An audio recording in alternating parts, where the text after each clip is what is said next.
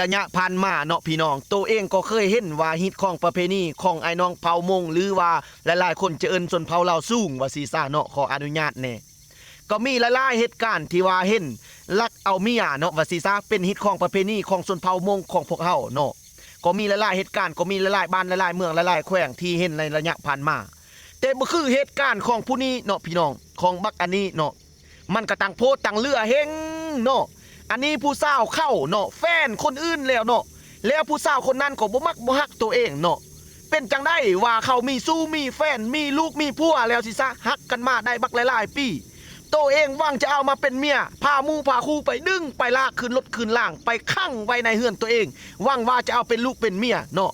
แม่นเฮ็ดได้จังได้นั่นแม่นลักเอาได้เนาะลักบ่แม่นลักเฮ็ดของประเพณีได้อันนี้ลักแบบแท้ๆได้เนาะคันสมมุติเขานำบ่ได้เขาห้าบ่เห็นก็ถือว่าเอาไปฆ่าไปฟันไปแทงไปตีไปเฮ็ดอีหยังอยู่ใส่ก็บ่ฮู้เนาะบ่ยินข่าวแบบว่าปิดชีพมิดเงียบเลยเนาะคันสมมุติว่าเนาะคันสิคิดไปหลายแง่คิดไปแง่อื่นได้เนาะพี่น้องเนาะ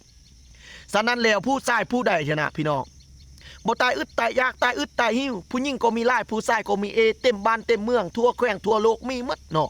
คันสิเอาก็เลือกเอาผู้เขาเป็นโสดผู้เขาบ่มีสู้บ่มีแฟนก่อนจะเอาผู้ใดต้องถามเขาคักๆมีแฟนแล้วบ่มีผัวแล้วบ่คันเขาว่ามีแล้วก็เศร้าเนาะบ่อึดบ่อยากผู้หญิงบักหลายๆเนาะบ่อึดบ่อยากผู้หญิงคำฟ้าโบราณเนาะเอาผู้ใดก็ได้อยู่ใส่ก็มีคนลาวคนมงคนชนเผ่าใดก็มีหมดอึดอยากเนาะคนใดที่เป็นแฟนเขามีลูกมีผัวมีสู้มีแฟนแล้วก็บ่ต้องเอาเขาเนาะลักเอาไปจนว่าผู้ชายผู้ที่เป็นแฟนซอกแฟนของตัวเองบ่เห็นให้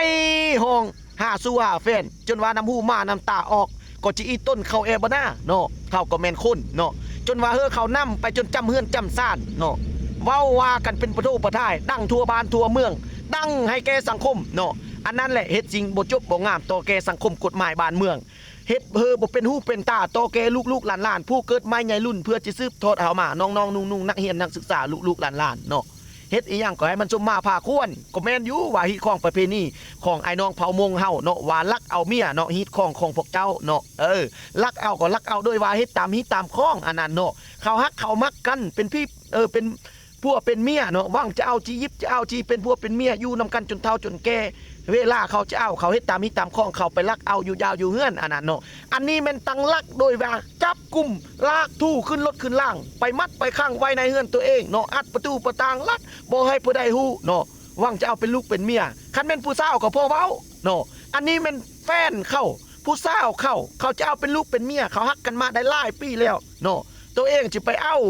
เมียเขาจะไปเอาแฟนเข้ามาเป็นแฟนมาเป็นเมียของตัวเองมันก็เป็นไปบ่ได้เนาะพี่น้องเนาะเฮ็ดแบบนั้นมันก็คุดฮิตความเฮงมันก็เฮ็ดกันโพดเนาะพี่น้องเนาะถึงว่าจิแม่นชนเผ่าใดก็ย่าเนาะถึงว่าจิแม่นเป็นฮิตของประเพณีก็ย่าเอาที่คนเขามักเขาฮักพร้อมเพียงเฮียงนะเนาะเวลาเฮ็ดอีหยังให้มันถูกต้องตามระเบียบฮิตของประเพณีกฎหมายบ้านเมืองมันจังกบจบจังงามต่อแก่สังคมมันจังบ่ได้เหือดร้อนมันจังบ่ได้ข่าวเป็นประโทษประท่ายเนาะเฮ็ดบ่ลงข่าวลงเฟซลงไลน์บ่แม่นเห็นแต่ผู้เดียวผู้นึง2คนเห็นไปทุกคนคำว่าลงเฟซนี่ทั่วโลกนี่เห็นหมดเนาะพี่น้องเนาะข่าวอีหยังออกมาแต่ละมือผู้ใดเฮ็ดนั่นได้ลงนั่นได้เขาเห็นหมดเนาะคือคอยนี่ค่ายาดีตั้งส่งโฆษณาทุกมือนี่ผู้ใดก็เห็นหมดทุกคนเนาะทั่วประเทศทั่วโลกนี่เนาะฉะนั้นแล้วอยากฝากเตือนให้บรรดาพ่อแม่พี่น้องเนาะบอกว่าอาจจะเป็นส่วนเผ่าใดเฮ็ดอีหยังก็มันถูกต้องตามระเบียบกฎหมายแล้วฮิตของประเพณี